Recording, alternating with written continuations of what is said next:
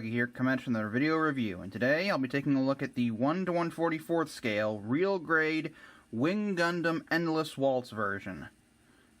That's what it's called, but if I remember correctly, the Wing Gundam got destroyed partway through Gundam Wing, so it couldn't have been an Endless Waltz, so whatever.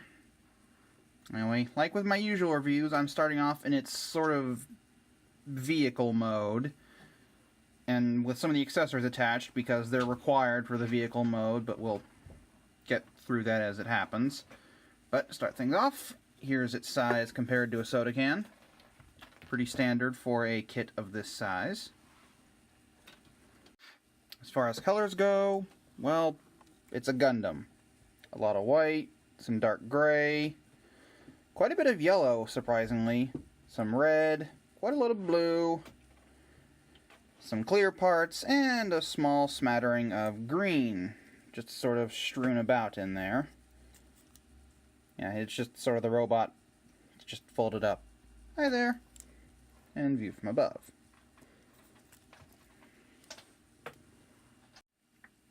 There isn't a whole lot of posability in this mode, but there is a little bit. The wings can move back and forth, as well as sort of move up and down, but they're not really supposed to. And then, you know, these can spin, but there's not a whole lot of reason to it. These can spin too. This can move, but again, that's mostly for the transformation. So there really isn't a whole lot of posability for this mode, but there is a little bit.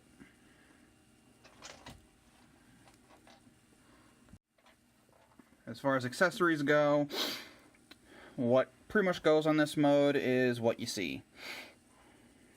It is what it is. There's not really any major surprises going on with this mode. So with that said, let's just go ahead and get to the transformation. So to start things off, just take these big missile pods, or not missile pods, ammo racks, and just pull them off the bottom. Fold this panel out of the way so it can get off the face, and then pull up on the shield. It just attaches this clip over that bar there. Just get that out of the way. Take these yellow parts on the wings, fold them down, make this blue fin flush, again down and flush. Take the entire backpack, accordion it up, and then this clip there will go over to that tab right there. And should lock in place. And bring the wings down, and bring them back. Again, down and back. Straighten the legs out. Just get them flattened out like that. Flatten the feet. Now to transform the shoulders, it's actually easier to go ahead and just pull them off. I know that's kind of cheating, but it is what it is. Fold them up, bring them in, push it until it snaps into place, and then just get it back onto the arm.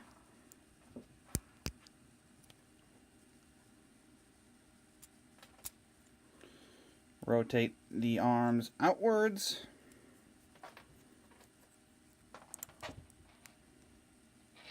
And then just sort of get everything to where he'll stand. And there you have the Wing Gundam Endless Waltz version in mobile suit mode. Here's his size compared to a soda can. Oop. There goes one of those. Anyway, pretty standard for a 1/144th scale kit. As far as colors go, it's the exact same as before. There's not really any change. Mostly white, quite a bit of yellow, some red, a lot of blue, a lot of dark gray, and then a little few pieces of green here and there. View from above and below. Now, as far as posability is concerned, it's quite good, but it is a real grade Gunpla, so that's to be expected. The head is on a ball joint, so up and down, side to side, rotate, surprisingly all the way around. It is a little stiff. There is a hinge in the body. Oop. Allows the head to move back and forth. Like that. I'll go over these once we get into the accessories. And the wings, there is... Let's bring it back here. The wings, there is a hinge here. Allows them to move up and down the body. In and out. Swivel. And then, of course, these parts can move, but really only for transformation.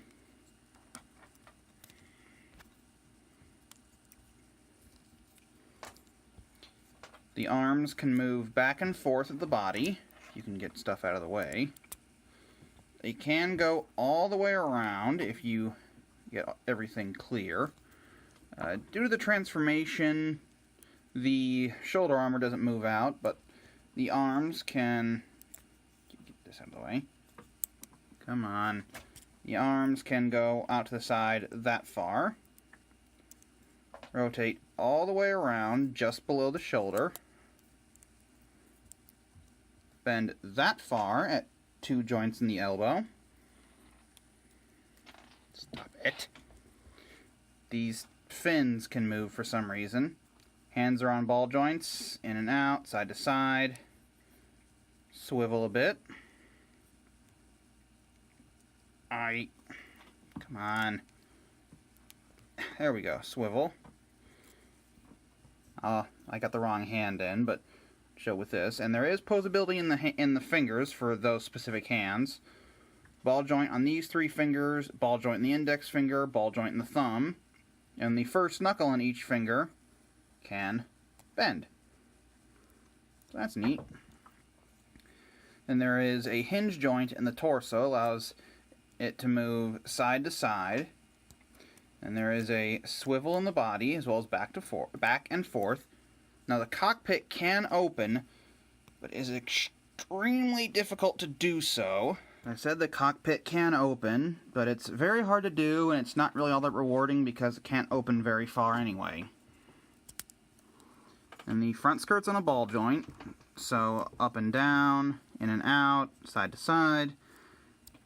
Hinge swivel for the side skirts, in and out, swivel, back and forth a bit. And then ball joint in the back skirts. The legs, just get everything moved, can go forward that far, back that far, out to the side that far, swivel below the knee, or below the hip, and then bend at 2 joints in the knee for some very good movement and some good armor displacement, which is always appreciated. And there is a joint in the calf that allows it to move, and moves a bit of armor at the same time. Ankle armor can move up and down. Shin armor can move up and down. Ankle armor can move back and forth. Feet can move up and down. And toe can move up and down. And of course the feet can also, move side to side a bit, swivel, all that good stuff. So, it is a very posable kit, but it has all the same problems I usually have with real grades, with finicky parts that don't attach very well, but it looks good. And now we move on to the accessories. So we'll start with the shield, but first we have to get it out of its flight formation, and so that involves just pulling the rifle off of the 2 clips there and in there. And then putting this mounting joint on. This post can go into either port, but it's supposed to go in this one for mounting on the arm. And there you go. Not a whole lot of posability on it, but there's a swivel here and a swivel there. Attaching it is fairly simple. There are just 2 tabs in there that will go on to the slots on the inner part of the arm. So just put those on, fold this over, and there you have the shield mounted.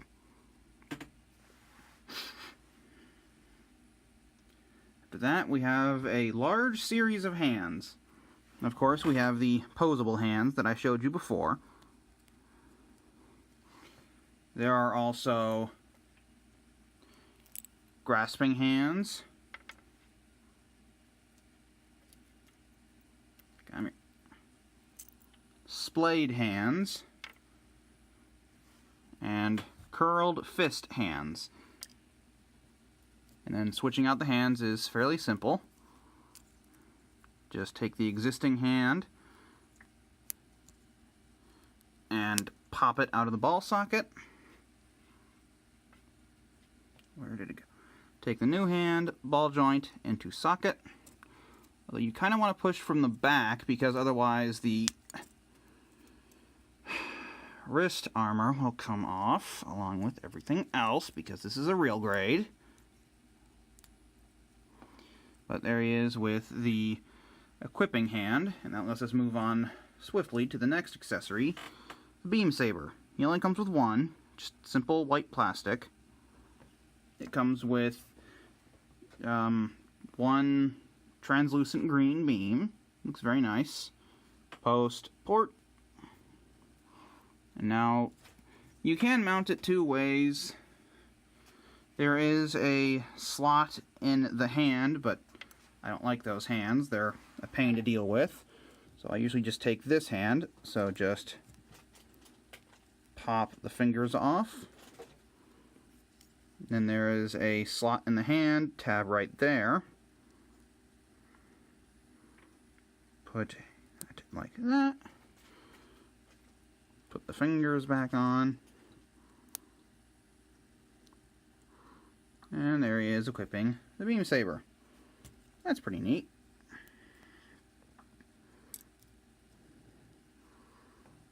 Now the beam saber can be stored.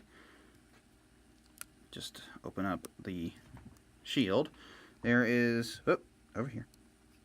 There is a slot right there. Not sure if you can see it.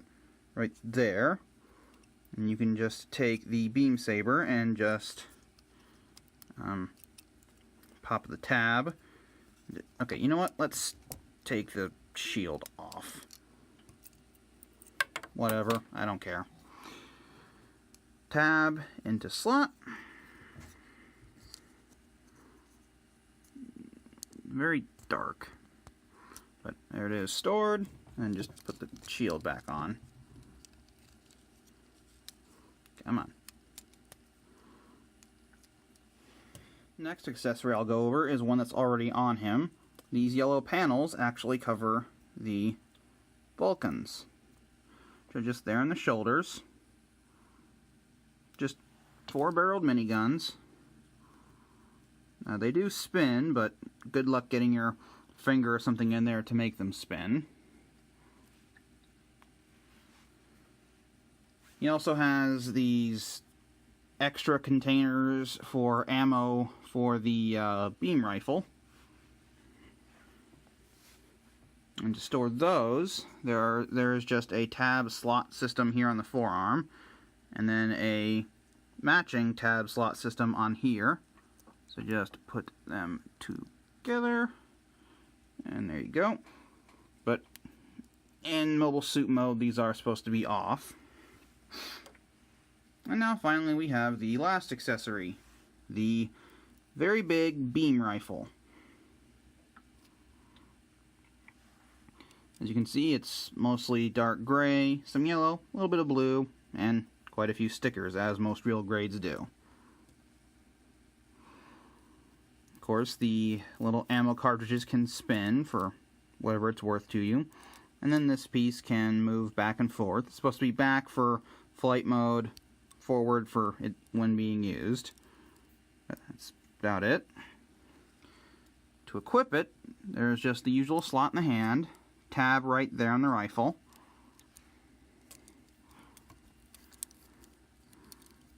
Just make them meet. I said make them meet.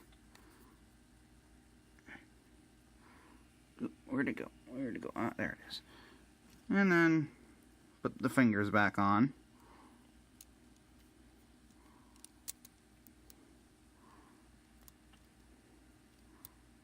And there he is with the rifle equipped.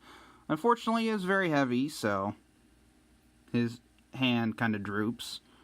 But it's a very big weapon, so that's kind of to be expected. Unfortunately, there is nowhere to store the rifle. All you can really do is just have him holding it, which, I mean, I guess that's okay, but it's a little disappointing.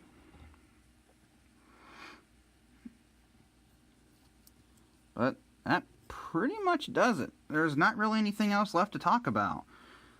It's a very simple, well, very basic kit. It is not simple. It's a real grade, so it's something else.